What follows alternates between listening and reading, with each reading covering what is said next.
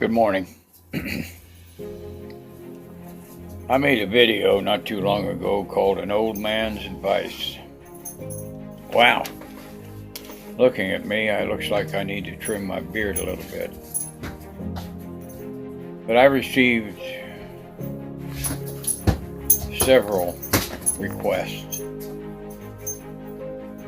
to continue on with that, and so I've decided to share a little bit about myself and my life and my hardships and my successes with you. You know, this world today is tough. It's tough for young people. It's tough for people that for years have had jobs and security, made good money, and been able to take care of their families.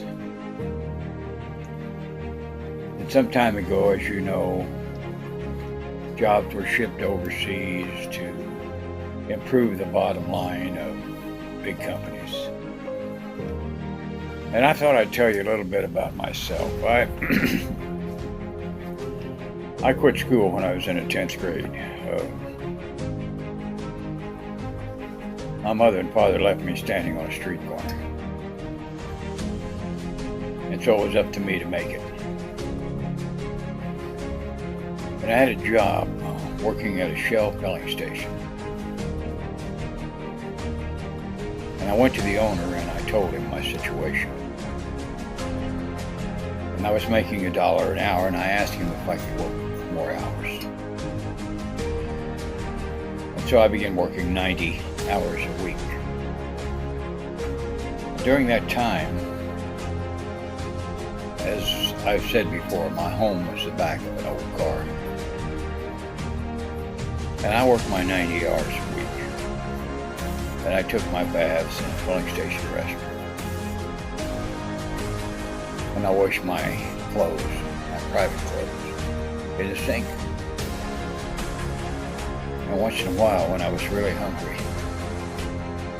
I would go to the grocery store and snitch an apple or an orange.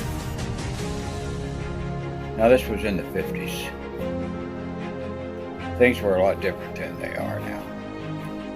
And I'm convinced that the owner of the grocery store knew what I was doing, because it was about a half a block away from where I worked, and he knew me. Now, I've said before that good things nor bad things last forever. And that's true. And I began to learn different things. I knew in my soul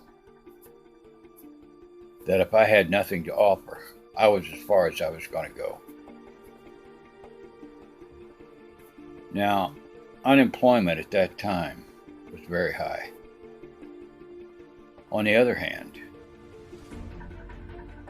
in the 50s, you could go into a corporation and ask for a job and get it. And after I'd worked 90 hours a week for a long time, I went into the service. I was 17. In the service, I taught myself to read and write. The first book I picked up was a book written by Lewis Lamore and had 196 pages in it. I'll never forget it. It was a cowboy story, a western. And there were words in there that I didn't know, I didn't understand. I had no idea what they were. So I got a dictionary from the service library. And as I would read, if there was a word that I didn't understand, I would look it up. And I will tell you now, it took me almost 3 weeks to read 196 pages. But I read. And I continued to read. And in several months, I was reading 2 and 3 books at a time, and I knew where I was in every single one of them. So that's what you can do. A person's mind is incredible. Your mind is as incredible. As a young person, regardless of what's happening in the world today, you have opportunity. And don't you believe for one single minute what they say in the media. Because if you aren't getting ahead and you need to get ahead, position yourself to learn. Go to the library and learn. You are the backbone of this world. Young people, without you, this world is nothing. Nothing. You are the backbone of this world. You are the future leaders of this world. You are the ones who see the greed of the people that are running it now. You're the ones that see the waste of the people that are running it now. We need you. We need your minds. We need your hearts. We need your lives. We need your loves. We need you to care, and I know that you do care. Oh, I see young people stepping on the flag and throwing rocks and rioting. That's frustration. Frustration. It's frustration with the establishment, and I understand it. But that's not you. Don't let that be you. Rise above it. You're better than that. Rise above it.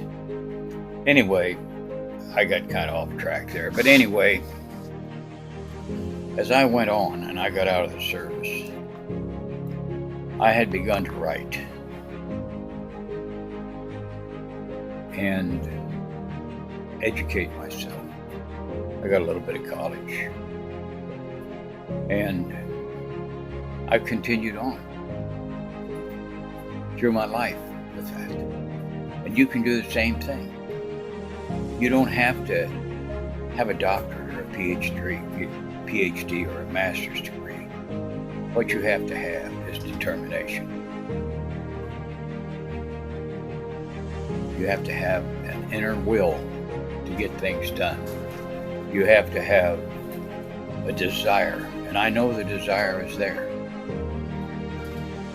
Because as I said before, without your brains, without your ambition, without your drive, this world will be nothing. Nothing, because old people like me die off. I have been successful, not tremendously successful, but I have a decent retirement. I live with my lovely wife in Arizona. I've had financial problems. Everyone has those. But you can't stop. You can't quit. You can't say, I'm a failure. You're not a failure. You're not. You're a wonderful, strong, intelligent youngster. Take advantage of that. Trust in God. Trust in yourself. And step forward. Put one foot in front of another. Let me give you an example. I've had a couple of businesses. They weren't tremendously successful, but they were successful. I've written books. I have presently probably 13 or 14 books in publication. My latest is Copper Penny. It's in paperback on Amazon.